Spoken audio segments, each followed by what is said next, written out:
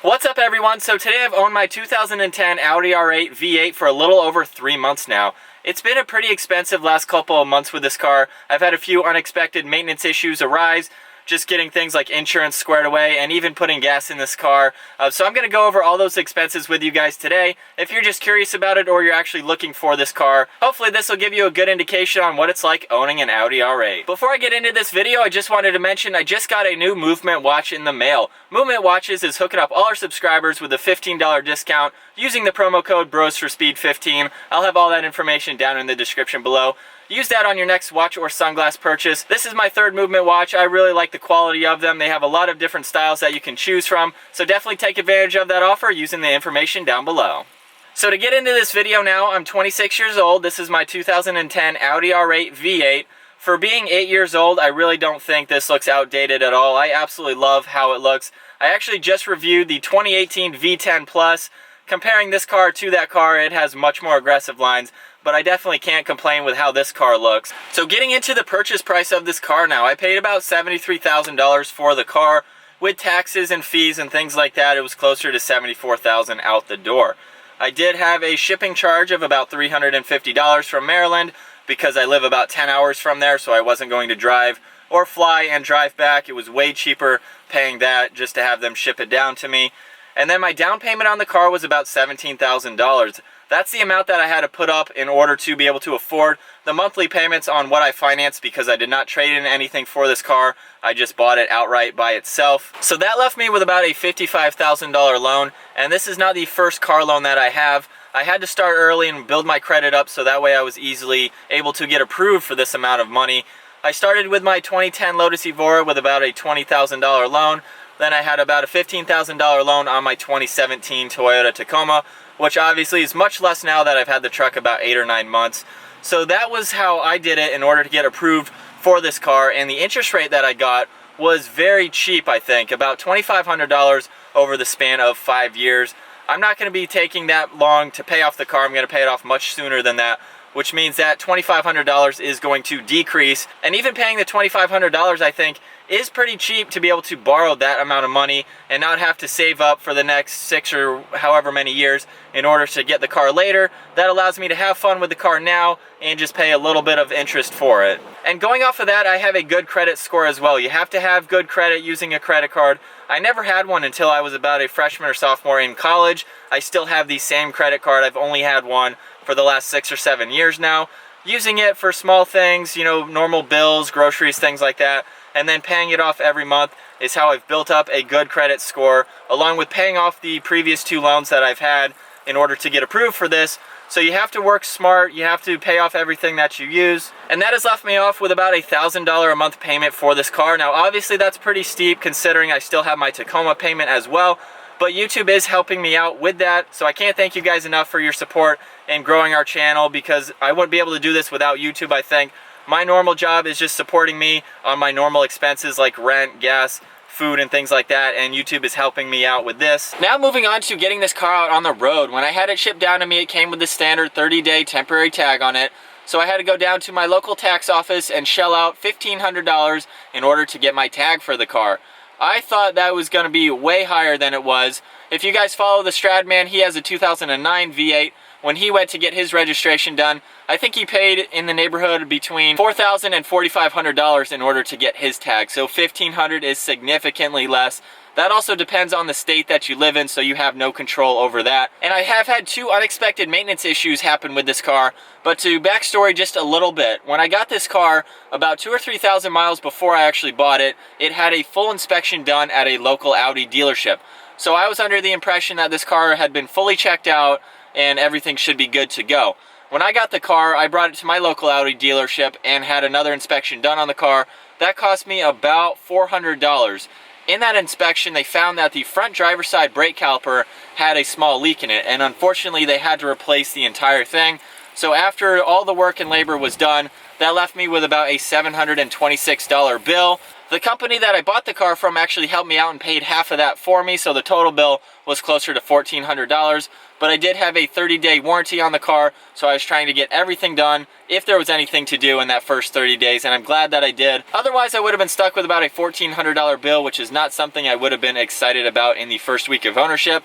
Paying half of it though is still not something I wanted to do, but I had to get it done. And then recently I had an O2 sensor go out on the passenger side, so I was able to find an OEM part for about $83, and then my girlfriend and I took about 6 hours. She helped me out with the install, and we got that done. I haven't had any other issues since then, so I'm hoping that the first 3 months of ownership with this car is the most expensive, and from here on out, it's just regular things like insurance, gas, and routine maintenance. So if you're seriously considering a vehicle like this, I would set aside some money for unexpected repairs like the caliper or the O2 sensor. Depending on the year or mileage of your car, maybe the clutch is close to needing a replacement.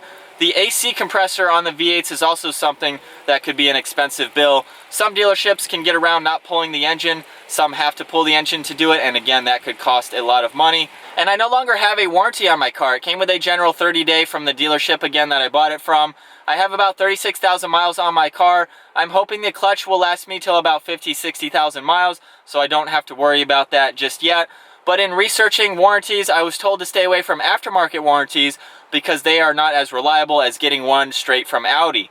In looking at ones offered from Audi, I found a 2-year 24,000 mile or 3-year 36,000 mile, and I believe they were somewhere in the neighborhood between $3,000 and $4,500. I've spent about $1,000 so far on these unexpected maintenance issues, so the warranty right now would not be something that would pay off for me at that price point. So for right now, I'm not going with any kind of warranties, simply because I'm hoping this is the most expensive 3 months. Yes, that is a gamble, so if you're looking for this car and you want a warranty just to give you more peace of mind, go for it. If not, again, for me, I don't think it's worth it with what I've had to put into the car. This is a one owner, everything else is checked out fine, so I think this car is going to be pretty solid from here on out. So moving on now to daily driving this car is the MPG. I knew that was something that I was really not going to consider in buying this car, or when I was buying this car, because I knew I'd be getting a lot more miles per gallon than caring about the fuel economy that it has. It does come with a 23-gallon tank. Over the last 3 months, that means I've spent about $400 on fill-ups. I average about $45 a fill-up, and I can go anywhere between 200 and 300 miles, just depending on if I'm on back roads versus cruising on the highway. So that's not all that bad. It is expensive. I think on my Tacoma, I've probably spent about $700 a year on gas for that, but it's not something, again, I'm really going to consider. I bought this car to have fun with it, so I'm gonna be using my right foot heavily on the car and having a lot of miles per gallon with it.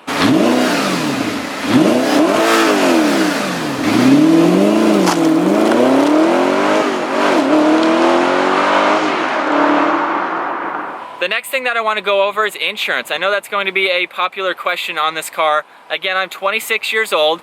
I'm going to round off for the year. I spend about $988 for the year on my R8. Just for reference, I spend about $774 a year on my 2017 Toyota Tacoma. That is with no accidents. I have full coverage on both vehicles. I also have a multi-policy discount with Geico, so they are both insured with Geico. I really thought that being a two-door coupe, my insurance would be much higher than it is, but I think it's very reasonable. I spend about $1,700 a year for both of my cars. And it's crazy to think that even though my vehicles are 7 years apart, my Toyota Tacoma almost costs just as much to insure as my Audi R8. So it's pretty crazy to see that just an everyday, normal, daily driving pickup truck has the same insurance or close to it as this does. So it's not something that's like astronomically out of this world to be able to afford to insure this car. It's something that's almost normal and close to a daily driving vehicle. And it does help that my Tacoma is listed as my daily. I think I have this listed at about 6,000, 7,000 miles for the year. So that's something that did help in reducing my monthly interest rate as well. So all of the decisions that I have made so far, like being a safe driver, having a clean record, only having one credit card and choosing to use that when needed, and then having a couple car loans under my belt to easily get approved for this one, have all helped me to be able to get behind the wheel of this car. If you guys want to know more about my lifestyle habits, spending habits, and how I was actually able to save up for this car, I'll have a link to that video down in the description below. Definitely check that out. Going back to another general maintenance part, and that is tires. When I got this car, it came with almost a brand new set of Michelin Pilot Sport Cup 2s. They had probably about 2,000 or 3,000 miles on them, so that's not something that I'm looking to replace anytime soon. If I had to guess, when the time comes to replace them, probably going to be in the neighborhood of $1,000, $1,500. And the last thing that I want to mention in today's video is something I've seen a lot of comments on, the fact that I don't have a house right now. I do have an apartment with a garage. A house is just not a priority for me right now. I don't need that space. I don't have a family for it. It is my goal though for 2019 to purchase a house, but right now it's a better financial investment for me. Even though this car is a depreciating asset, it's actually making me money off of YouTube. So having the car, I'm able to do that. With a house, the only time I would make money on it is if I sell it for a profit. So I hope you guys enjoyed today's video on my 2010 Audi R8 V8 and what I've had to spend on it the first 3 months of ownership. I hope this is my most expensive ownership period with the car, and from here on out it's just general maintenance, insurance, and gas. If you guys enjoyed this video, be sure to give it a thumbs up, smash that subscribe button, stay tuned for more videos on the R8 alongside Brian's GTR. I will see you guys next video.